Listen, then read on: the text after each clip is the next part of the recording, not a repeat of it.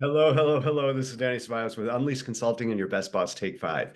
So for the take fives that we'll be doing the next four, we're going to be talking about some strategies for planning and strategizing, what every leader needs to do, no matter how big or small your organization, your team is.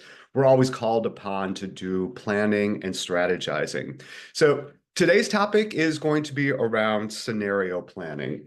So, what if I told you that the most successful leaders aren't better at predicting the future? They're just better prepared for multiple futures. Remember when COVID hit and some organizations adapted within days while others took months? The difference wasn't luck, it was scenario planning.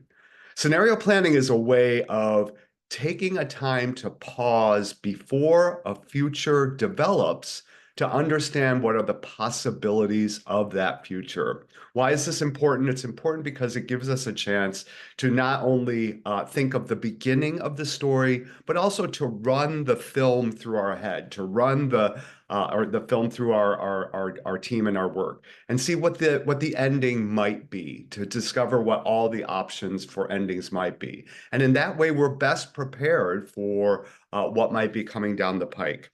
So I want to give you some ideas for three ways of preparing for scenario planning. So the first is something called the three scenario framework. So a scenario framework says that you develop a best case, worst case, and most likely scenarios. So those three options for any major initiative to prepare your team for multiple futures. The second idea is to identify key triggers. I want you to establish 2 to 3 measurable indicators that signal when to pivot between your prepared scenarios. And then lastly, number 3, do something called, which I absolutely love, called backward planning.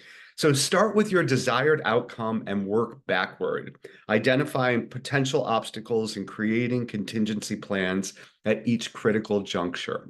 So those are the 3 tips, the 3 hacks that I want you to think about as you're thinking about your next project, your next initiative. Think about what are the different scenarios that will play out and try any one of these 3 hacks, the 3 scenario framework, identifying key triggers, or backward planning, again, which is absolutely my favorite.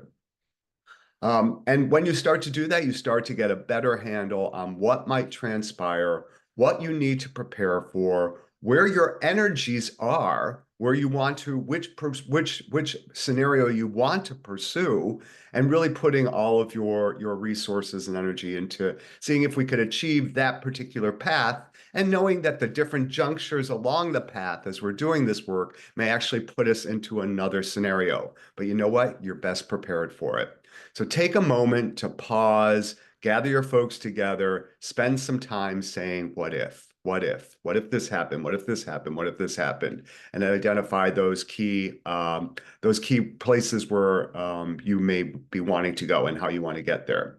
All right. I hope this was useful. I invite you to give me a call. Let's talk and connect about what you might do to best prepare for your future, identifying what your bottleneck is and the work that you're doing with your team, figuring out what that is, and then let's talk about what we can do to really make a difference in breaking through that bottleneck.